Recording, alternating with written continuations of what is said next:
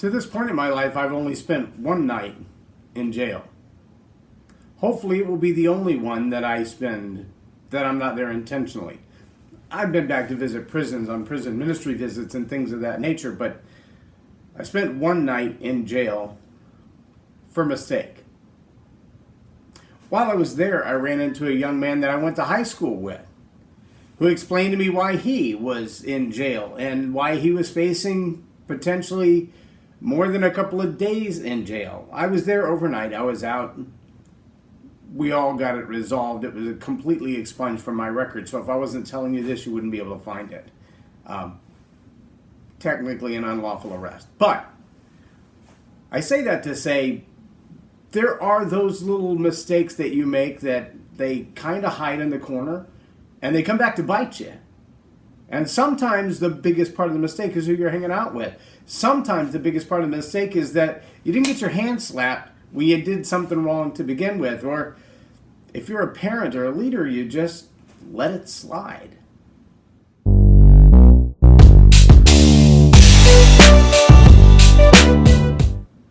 I'm J Loren Norris with Leading Leaders Podcast. And I think there's a reality in today's society that we feel the judging eyes of those around us. When our children or grandchildren misbehave in public, it's real easy to feel like everybody's watching. If we raise our voice, if we give them a smack on the backside, if we correct them in public, that we might be seen as abusers, that we should have sent them to timeout.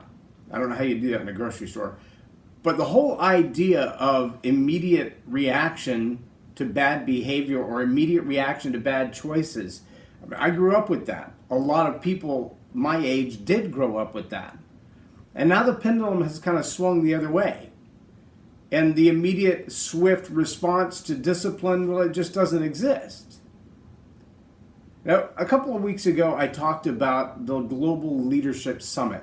And I talked about the fact that after 40 years, a very long run, a great legacy, a huge global impact, the leader had to step down because of indiscretions that were made. But if you look really close to that entire case and event, there are a couple of other things that stand out. Number one, the indiscretion that led to the leader stepping down was not a one-time event. That behavior had been tolerated for decades. That's number one, and that's key. Number two, also key, is that those who were in the authority, the position as leaders above, the people who are supposed to hold that leader accountable, didn't offer or impose immediate, swift punishment, discipline, for the indiscretion when it happened. And as a result, it happened the first time, and then another time, and then another time, and by the time you know anything that's happening, it's the entire world looking and going, when are you going to do something about that kid jumping on the table at the restaurant? When are you going to do something about that kid who's throwing his crayons in with the lobsters at the restaurant? When are you going to do something about that kid who's running down the street, jumping on the hood of every car he sees? Yeah, those videos are out there too. Maybe you saw the one that was floating around on Facebook about the little boy who was smashing cars in the parking lot, and the security guard nailed him on it and said, "You got to stop doing that." And the kid turned on him, started cussing him out and getting violent and started a fist fight with him. The kid was 10. But apparently no one in his life had intersected him at a moment of discipline and corrected that behavior, corrected that attitude to send him in the right direction.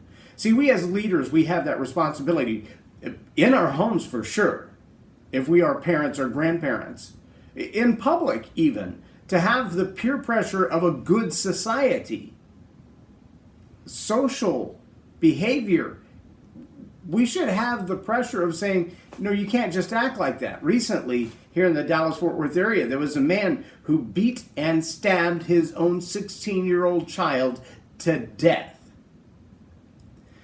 There's all kinds of video footage of people close enough to record the incident with their phone who didn't have the courage to act and save that baby's life. There's something wrong with that.